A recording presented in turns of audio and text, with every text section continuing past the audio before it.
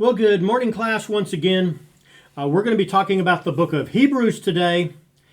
This is one incredibly good book, an incredible amount of good information in the book of Hebrews. Now, the book of Hebrews is one of the last books to be accepted into the New Testament. We don't know who wrote it. And one of the key guidelines is very simple. It must be someone that was an apostle or a close associate of an apostle, but we don't know who wrote the book of Hebrews. They concluded that Paul had written it. Many scholars today really do not think Paul wrote it. Many of them do, probably majority of them do. Some have suggested people like Apollos, maybe even somebody, like Luke translating it.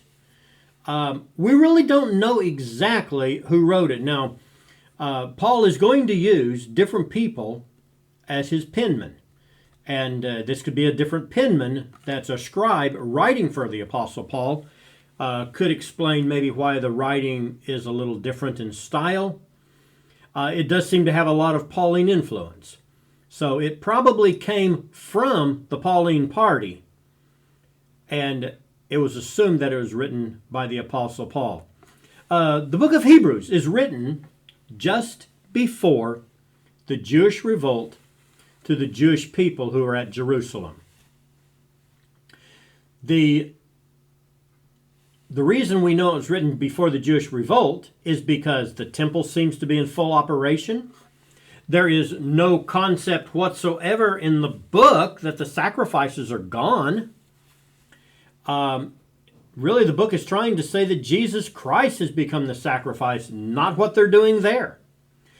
This book is written as a warning to try to prevent Christians from going back into Judaism. That wouldn't be occurring if the temple had been destroyed. So, it's written before the temple was destroyed in Jerusalem. And we know the temple was destroyed in 70 A.D., and most likely this book is written then in the 60s A.D. as the fervency and the hype and the zeal of being a Jewish patriot is reaching a fever pitch, and the Jewish Christians are caught up in the Jewishness of who they are and the patriotism that they have for the Jewish country and culture. And the apostle is warning them, don't get caught up in that. The purpose of the book is to prevent the Jewish Christians from going back into Judaism, from becoming a Jew instead of a Christian. The theme of the book is the superiority of Christianity to Judaism. The key word is the word better. It's a constant process of pointing out that we have a better religion in one way or another. So, Christ, it starts out talking about Christ. Christ is pictured as better than the angels.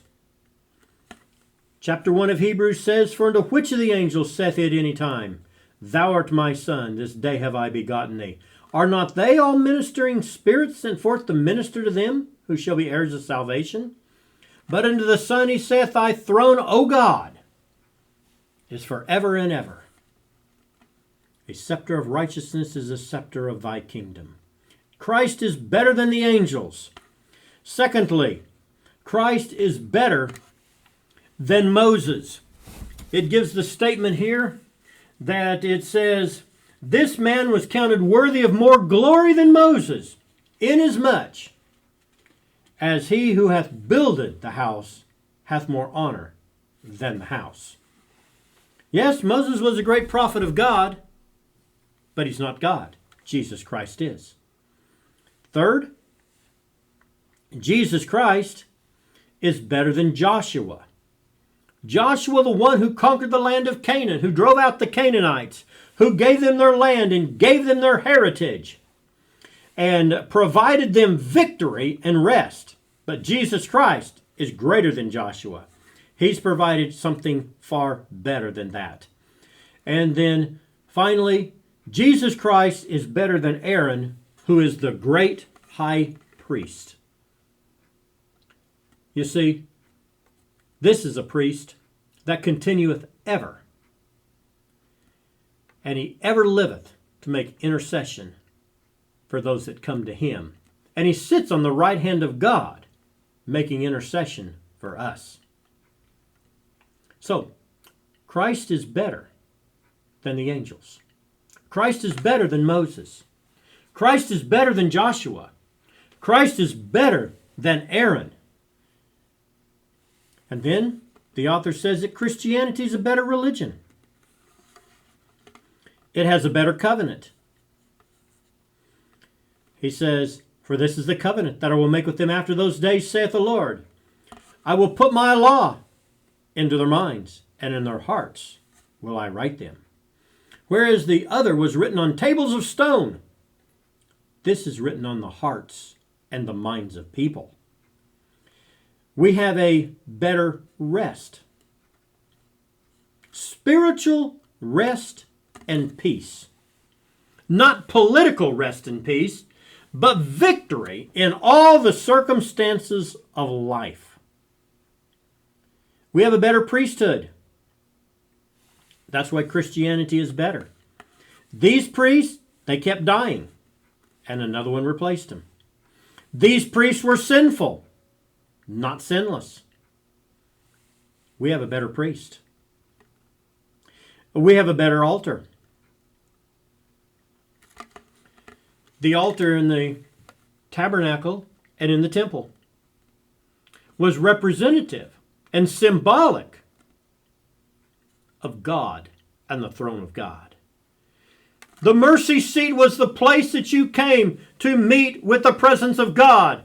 But instead, Christ entered into the very presence of God, the throne room of God, there to place the blood before God himself. Not just simply in the Holy of Holies, but in heaven. We have a better altar, and we have a better sacrifice. This man, when he had offered one sacrifice for sins forever, one sacrifice, not a sacrifice every year, for all sins, from the day of Adam to the end of time, one sacrifice, one, for sin forever. That's all it took. It took every drop of blood he had, but it paid the price for all humanity for all time.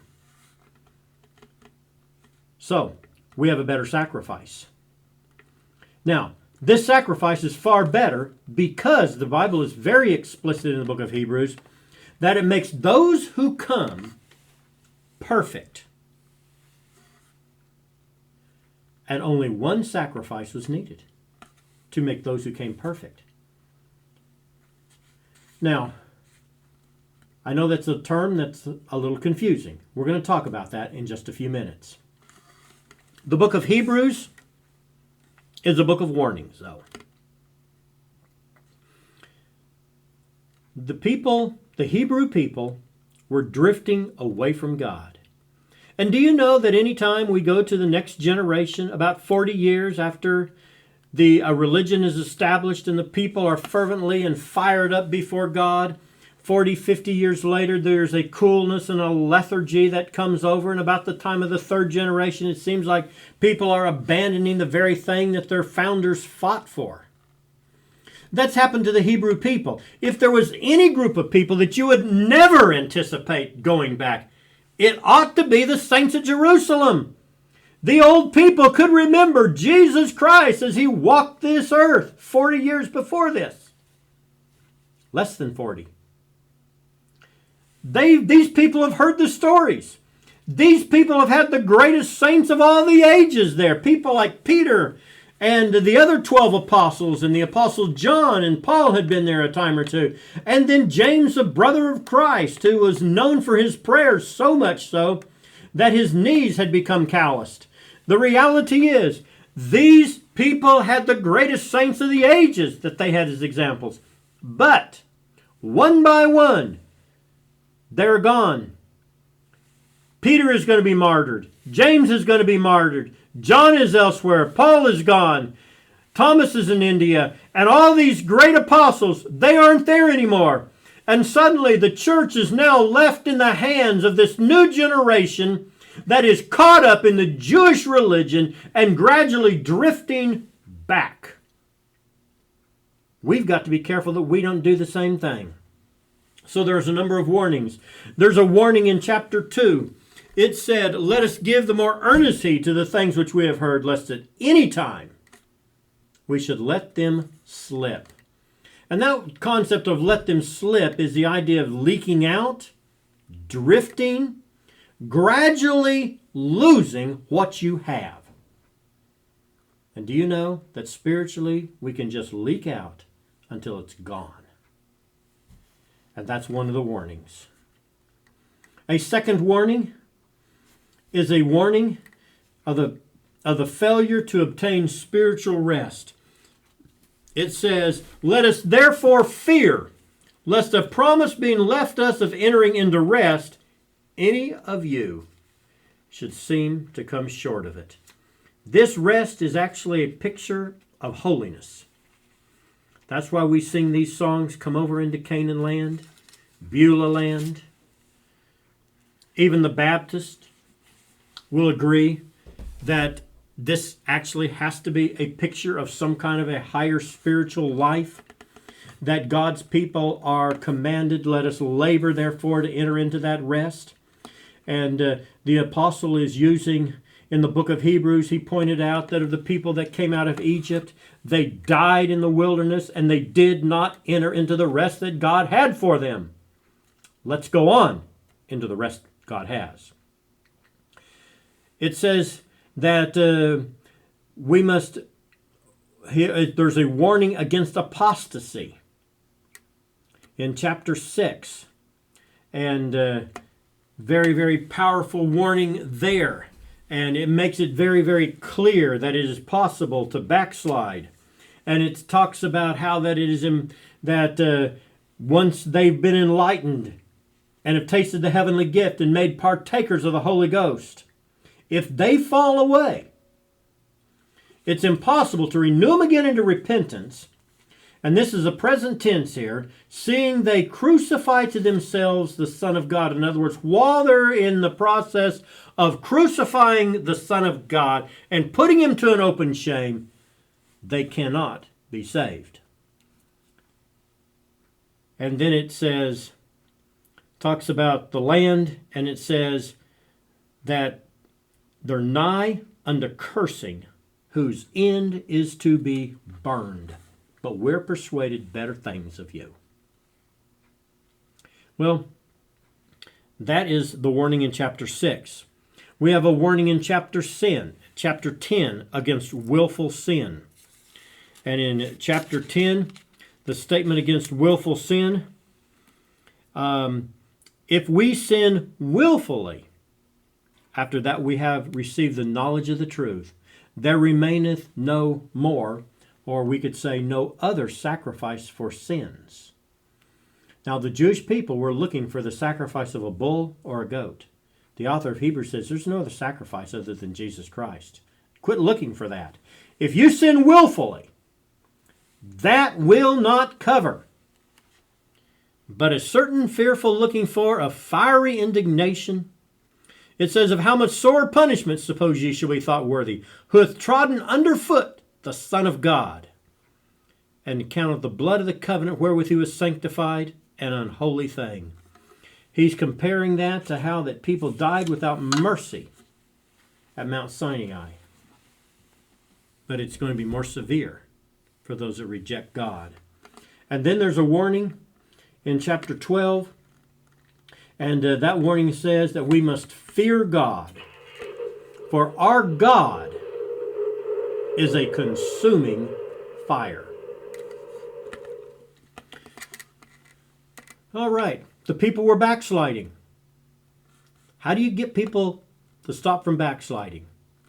You point out this is a better religion. You point out we have a better Savior. You give powerful warnings against going back. The other thing he did, and to warn them against going back, but he pushed them to going on into holiness. He uses holiness as a picture of rest. Joshua conquered the land of Canaan. But there is a rest, a greater rest for the people of God than just simply conquering the land of Canaan. It's a rest from war, just like Joshua conquered the land of Canaan. It's a rest from work. And it gives a Sabbath day as the comparison. You could even say there's a rest from worry, because it says, "Let us therefore come boldly unto the throne of grace, that we may obtain mercy and find grace to help in time of need." Trust God. But it also says this, "Let us labor therefore to enter in to that rest, lest any man fall after the same example of unbelief." It uses a message of holiness to talk about the concept of perfection. And it says, "Let us go on unto perfection." Now, sometimes they've tried to translate this word maturity. The Greek word doesn't mean maturity. The Greek word, teleos, simply means to come to an end where everything is complete. It's absolute completion. Everything is perfect. And perfect is the best translation of that. It's something that lacks nothing. In God's grace, we have several different things that God has done for us. He's given us salvation that deals with past guilt for sins. He's given us sanctification that deals with the issue of the heart and cleanses the heart. Later on, God's going to deal with the body in glorification. But there is a present perfection that is taught in the book of Hebrews. Now, we've heard that phrase, nobody's perfect. The only problem is it's not biblical. We don't use the word perfect to really talk about ourselves much. Other people call us perfectionists. John Wesley used the word perfect love. But the Bible uses it. And the Bible uses it repeatedly. And if we're going to be biblical, there is this word that has to be dealt with. There is a perfection that the Bible simply teaches. In chapter 9, verse 9, it will make this statement. It says, which was affigured, it said, they were offered gifts and sacrifices in the old covenant, which could not make him that did the service perfect, as pertaining to the conscience. The old covenant could not make the conscience perfect. The new covenant could. 10 verse 14. It makes this statement. For by one offering he hath perfected forever them that are sanctified. And then he says in chapter 6, let us go on unto perfection. So, what is perfection? It certainly does not deal with mistakes. It certainly doesn't deal with human frailties. The perfection the Bible talks about has to deal with the heart, it deals with the motive, and it deals with our love. Over in Matthew chapter 5, verse 48, when it says, be ye therefore perfect, even as your Father in heaven is perfect.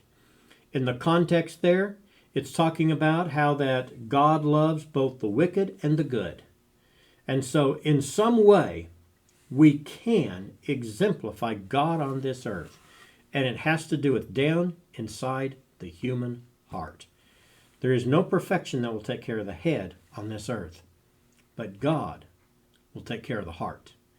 The will can choose to serve God completely. That is the holiness message we have, is that God can deal with the heart issue. Now, does that mean we're mature? No. Does that mean we quit growing? No. Let me illustrate it this way.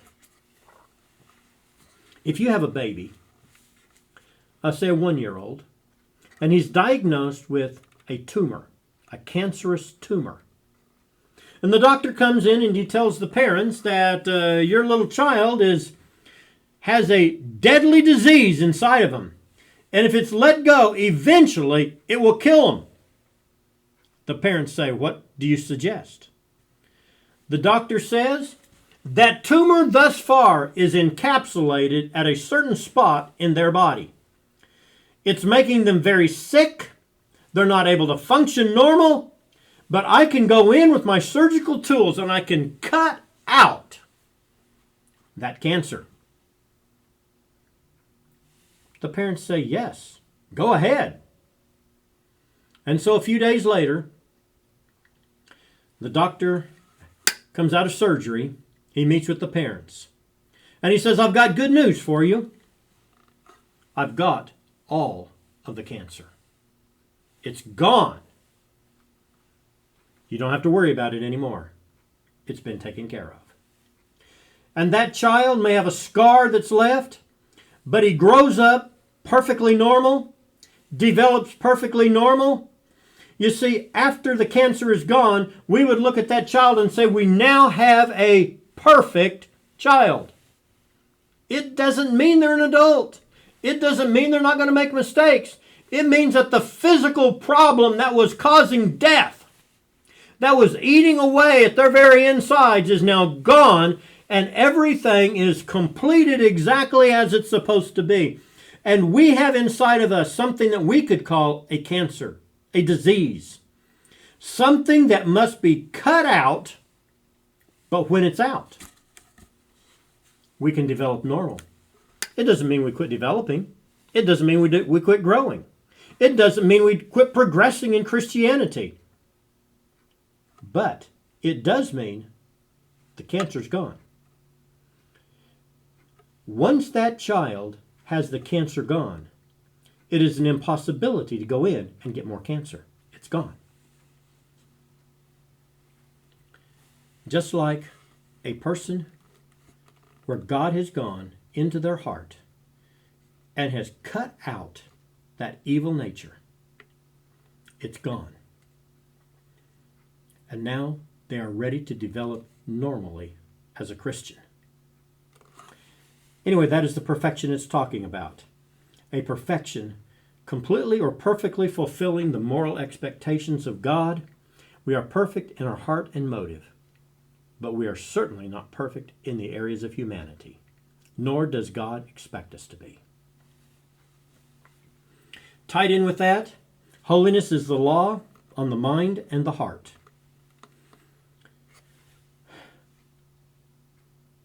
The heart, our desires are transformed. Our mind is led by the Spirit of God.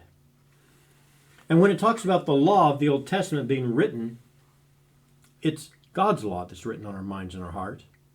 It's that same moral code that's in the Old Testament. It is not something that is subjective. It is an absolute moral law, but is God working through our hearts and our minds as He applies that law. So in that sense, it is subjective, but it's not up to us what we decide is right and wrong. There is a picture of the Holy of Holies as an expression of holiness. The tabernacle is divided into two rooms, the holy place and the Holy of Holies. When Jesus Christ died, the veil of the temple was rent from top to bottom. And here, in the chapter 10 of Hebrews, it says that we can now enter in boldly into the holiest of all. And the author says, let's hold fast our faith, for He is faithful that promised. So, that is another picture of holiness. Then he uses the words holiness. It says, follow peace with all men and holiness without which no man shall see the Lord. And let me just clarify something right here. Nobody will ever be in heaven with a carnal nature. God will deal with it before somebody gets there. God has provision for people who have never had a chance to get sanctified. We understand that. I don't think anybody disagrees with that.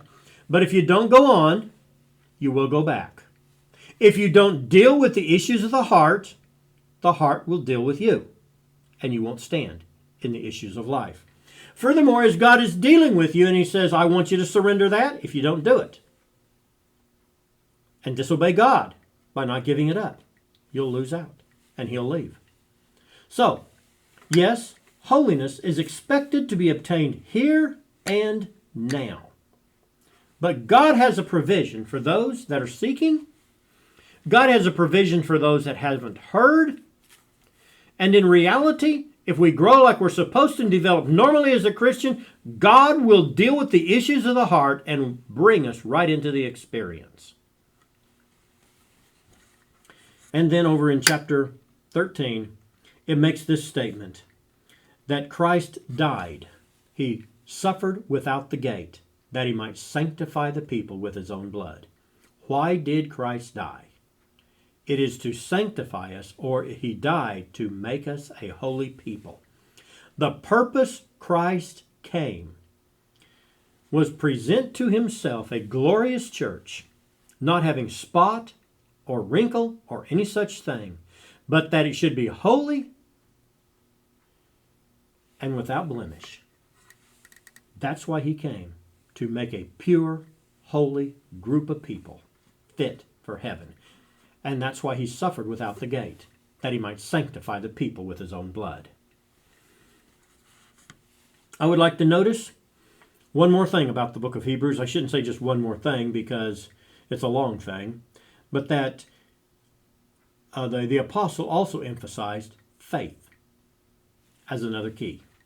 These people are backsliding, so he makes a major push to say, others in the past have made it, you can too. And so we have the 11th chapter of Hebrews, where it talks about the heritage of faith. He defines faith this way: it's the substance of things hoped for, the evidence of things not seen. He also says, but without faith it is impossible to please God, for he that cometh to God must believe that he is, and that he is a rewarder of them that diligently seek him. We have a lot of examples here. Abel gave a more excellent sacrifice. Enoch was translated that he should not see death. Noah built an ark. Abraham and Sarah, they left Ur and they looked for a city. They had faith about the birth of Isaac. Abraham had faith when he sacrificed Isaac. It gives Isaac and Jacob their faith when they blessed their children. A long section about Moses. Moses chose God over the pleasures of Egypt, and he forsook Egypt. And he kept the Passover, and he passed through the Red Sea by faith. And it talks about many, many others. One of those is Rahab, who received the spies with peace. And then it gives a whole list of things, of people, that it doesn't really say who it's talking about. Stop the mouths of lions. Well, we know who that is. That was Daniel. They were sawn asunder. We assume that that is probably a reference to Isaiah, who was killed by being cut in two. But there's many others who are not specifically listed. Well, the book of Hebrews. That concludes talking about that book, but let me leave you with one little verse here. It says this: let us lay aside, wherefore seeing we're compassed about with so great a cloud of witnesses, let us lay aside every weight and the sin, perhaps talking about holiness, that does so easily beset us, and let us run with patience the race that is set before us, looking unto Jesus, the author and finisher of our faith. These people in the Great Faith chapter, they made it through into the gates of glory. So can you. Don't ever give up. Don't ever give up. Just keep pushing ahead until you too make it all the way through into the gates of glory. The Hebrew people were gradually backsliding. We're in an age when there's a lot of backsliding going on, but it does not have to be you. Well, Have a good day, and the Lord bless each one of you.